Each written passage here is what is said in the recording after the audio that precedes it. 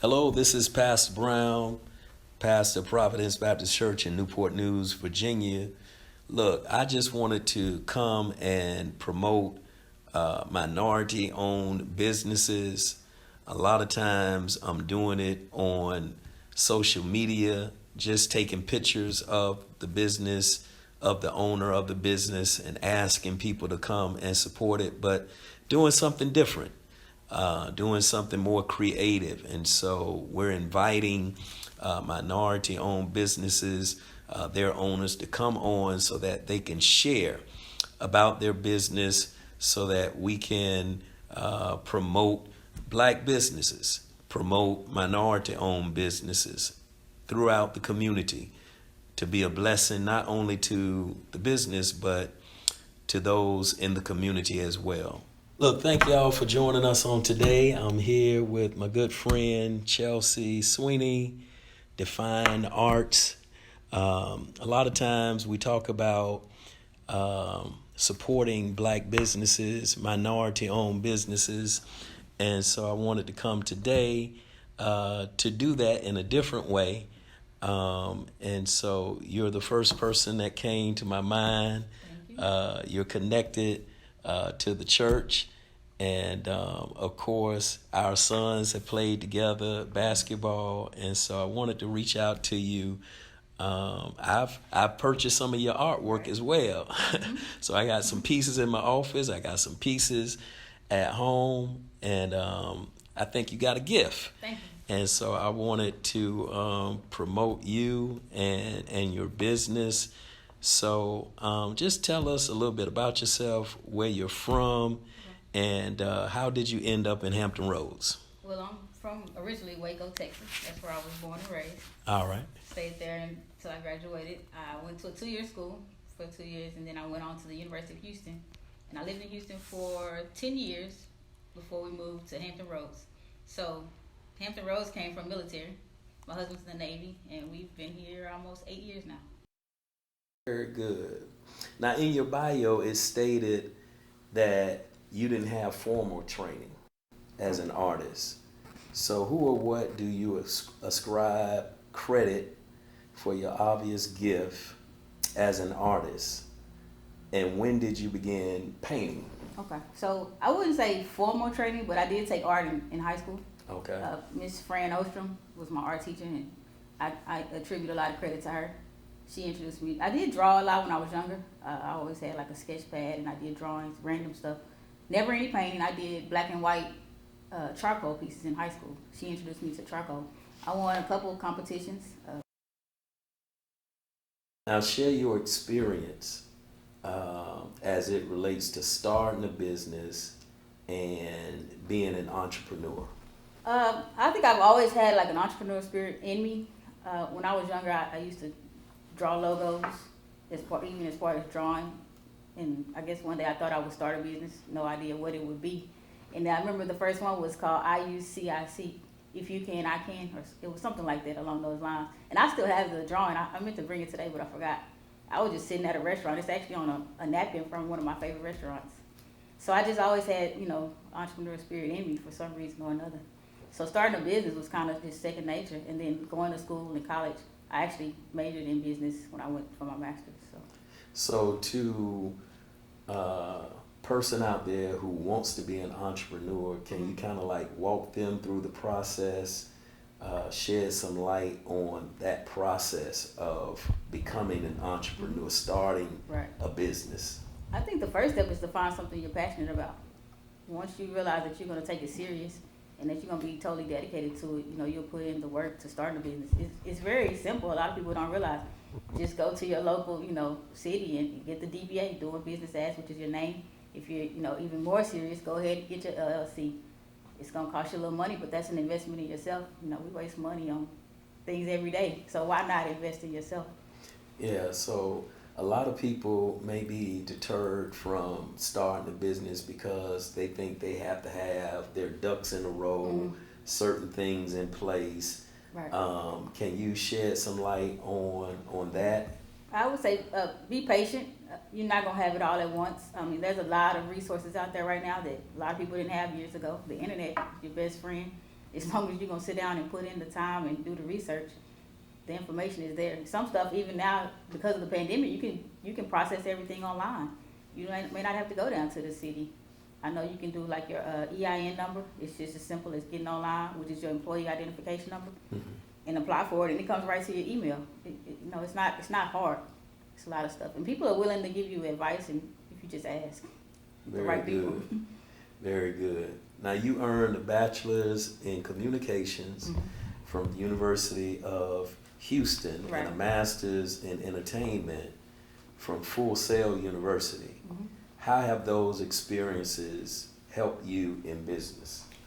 Communication, I started out, I was doing a graphic design major, and I changed my major, but a lot of the classwork that I did helped because I got the computer graphics. I know how to do computer graphics and illustration and all that from graphic design, and then I also got the communication part, which we did a lot of other coursework. I know how to do, video editing, radio production, and all that type of stuff. So from there, I was gonna do my MBA, but then I decided I had more interest in entertainment and bridging that gap with the art.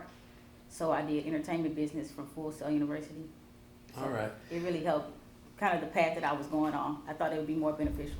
And so that's good because you do need preparation. You do need to go out there and get equipped. The route that we end up taking in the long run. So.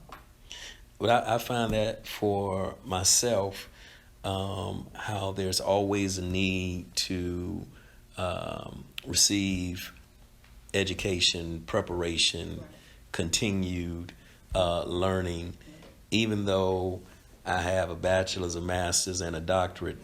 In order for me to stay up to par, I find myself finding the need to always attend a conference, read a book, and so I think a lot of people get stagnant in their careers because they don't continue in their education.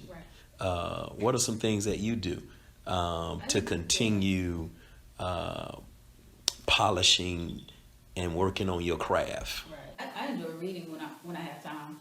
So I try to, make time to get a book in. I was doing one every 2 weeks, but that's, life, it doesn't work that way all the time.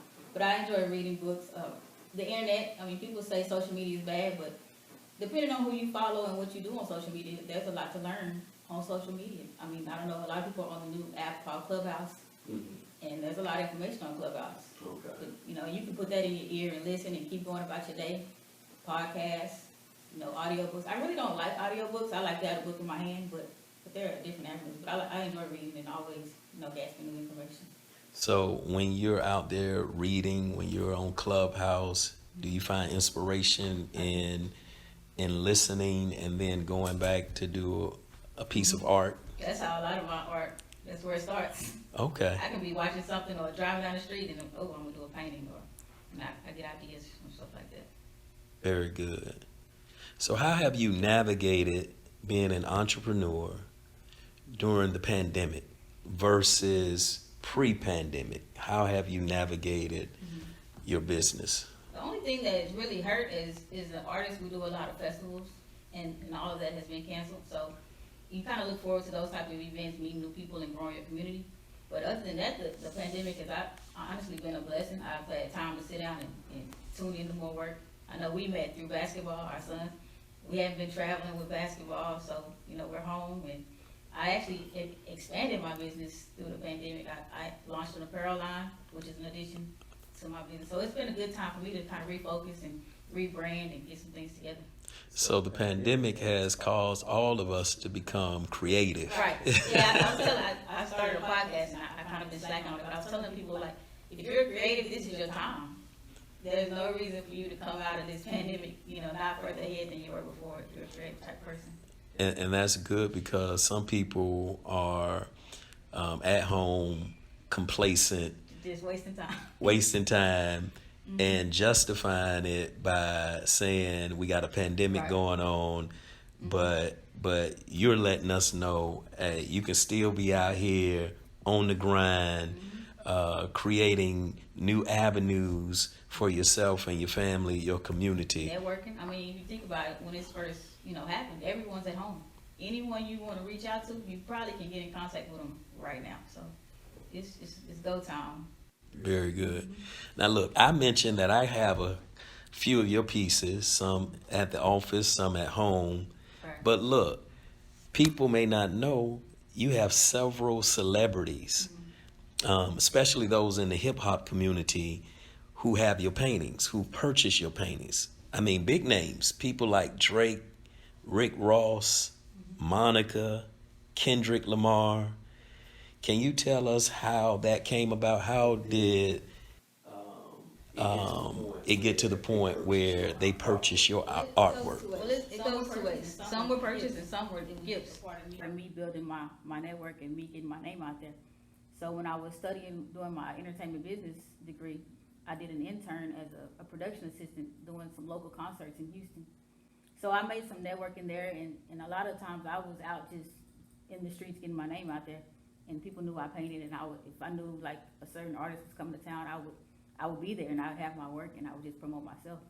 So that's how it started. And then some were purchased, like people in their camps or people in their, their circle would come to me, hey, we need a painting for this event. And so I would have opportunities to do that.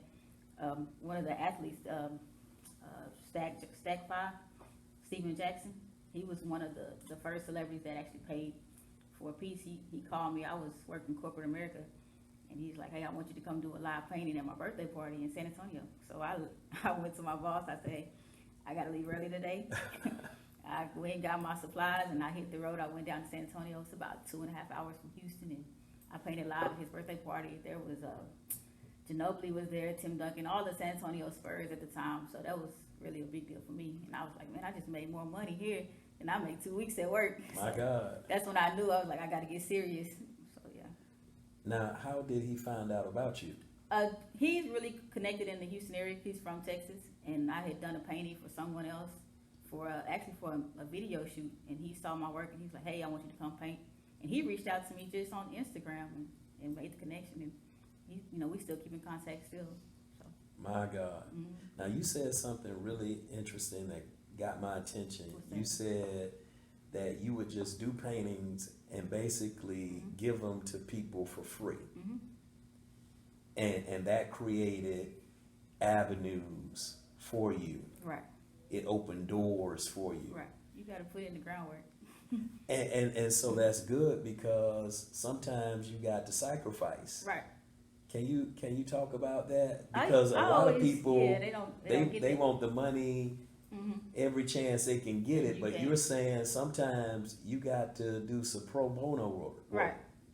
You have to. I mean, especially if you're going after a certain audience. I mean, that's the only way to get your name out there. And I use this as an example. We look at celebrities and people of status. They wear all the nice brands, and a lot of things people don't know is they're not paying for that stuff. Right. They're getting boxed. You see the Beyonce boxes getting delivered for free to these people's homes because they want you to promote it. They have the following. So we're going out spending all our money on something that they didn't even pay for. Right. And I want my art to be affordable for everyone, but I want to build that audience, through those people. So. Yeah, and I like the fact that you said, look, I got to go out here. I got to get my name out here. And if it means me sacrificing where I don't make any money off of this, I know this seed can produce an opportunity. Right. If I sow this seed, I may get a harvest somewhere else. Right, and it'll make up for everything, that you gave otherwise. So to bless you later on. The calls will come, after you put in, you have to build that relationship. That's good. That's good. Interesting person, celebrity, athlete that you've met, and why are they the most interesting? That's a tough question, actually. I thought about that question, and I can't pick one that's just interesting. Well, who are some? They all have been, normal people. Just meeting them, talking to them. No one has been disrespectful or anything like that. And appreciative, like the ones that I've given away, they've taken them. I've seen my artwork. I can go online and I'll see my artwork hanging in their homes. Just, seeing pictures on their Instagrams, or they may go live and I'm like, hey, that's my painting. So I'm trying to get a snapshot really quick, but no one has been just, mind blowing. I've had some interesting opportunities. I've been, backstage at concerts because, hey, I did this painting for this person, and they've invited me to shows, and I've been at, I've seen production of video shoots and stuff like that. So. Because I've taken a look at your website, and you would be there with athletes and celebrities where you've painted a picture of them, and y'all will take a pic together with that particular painting. And so I just find that intriguing as well. The doors that have been opened for you to bring you before these celebrities, these entertainers. And so God has blessed you as a result of really you being a blessing to somebody else. Yeah, and that's the thing too. Like, even if I was giving a painting away, when you go to say a club, for instance, and you're in a crowd of people with this painting, and they see you interacting with this person, there are people that may be just there. Hey, let me have your business card. So I used to walk around with a stack of business cards in my pocket because I knew that once I made that interaction, that everyone else was going to inquire about, who I was and what I was doing. So you got to be out here grinding. That's what it is. You got to do the groundwork. That's what it was. That's all right. I like that spirit. I love that spirit. You've been included in a countless number of exhibits. Which one of those exhibits stands out to you? I would say actually here, we're at the Down and Gross right now. And when I first moved here, I was like, I had my following back in Texas, and I was like, how do I build myself here? And this was one of the first places that opened up the doors for me. Michelle Gilliam was the first person. She responded. She let me do solo exhibits here, hang my work in the hallways, and it really opened a lot of doors for me in this area. So I would say the one that I did here at the Down and Gross. Oh, very good. Any on a national level? I had an opportunity. I did a piece for Heavy D when he first passed. Okay. And there was this really big traveling show called the J. Daniels Art Beat and Lyrics. It's an urban traveling art show, and they were in Houston. And I reached out to the guy who was over the show, and he got back with me immediately and said, "Hey, we're in Houston this weekend. You can display your work." And that was really a big one for me because there were a lot of well-known artists at the time, and I hadn't been painting a long time. And then he let me display my piece at that show. So, and I ended up giving that piece to Heavy D's family, and now we're connected. We're like, that's like a second family. So. Yeah.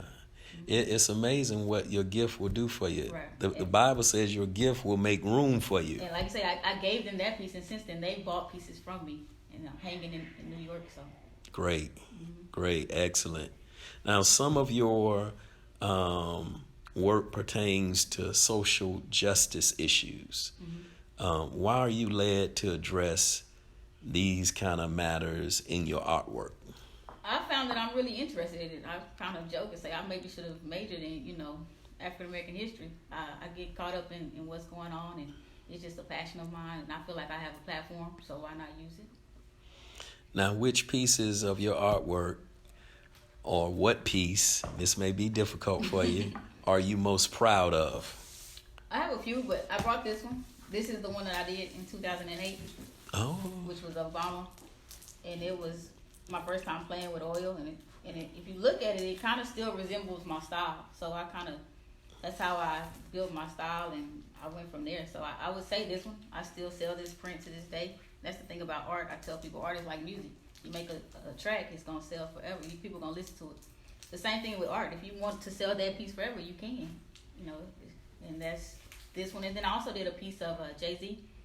And one of my customers in Houston actually bought it. And we were just talking, and Jay-Z was going to be in town. I said, hey, this is what I do sometimes. I take the piece to wherever they're going to be. And he was like, yeah, that's a good idea. He took it, and he ended up getting it signed. So I have one of my art pieces is signed by Jay-Z. So. Oh, very good. Now, how much is that piece with Obama? The prints, I sell the prints. They start at $25, and they go up based on the size. What impact does Kamala Harris being vice president have upon you as an African American woman? It opens doors for women. I think it's a barrier that's been broken. I was thinking about, like, as far as artists, when you think of art, you never really hear about African American women that are, successful major artists. I don't anyways. I know some of my favorite artists have been males like Rennie Barnes or Ted Ellis, and then my uncle, Alvin Williams, who was, influenced my interest in art. But you never really hear about women who are artists, so just from breaking more barriers for women. So now you can say, oh, I can be that vice president. So My God. it opens doors. Now, besides artwork, what other items are available for purchase on your website? So it's for me, I've taken my art and turned it into a brand. So I have everything from, I have a t-shirt line, which is, I always wear my own stuff. The cap, I have a pillow line where you can take my art, it's on throw pillows. I have a candle line where we're branding the candles with the art. What else? Of course, the prints. And then, like I said, I started a new branch. I started a full apparel line, which is a total different website.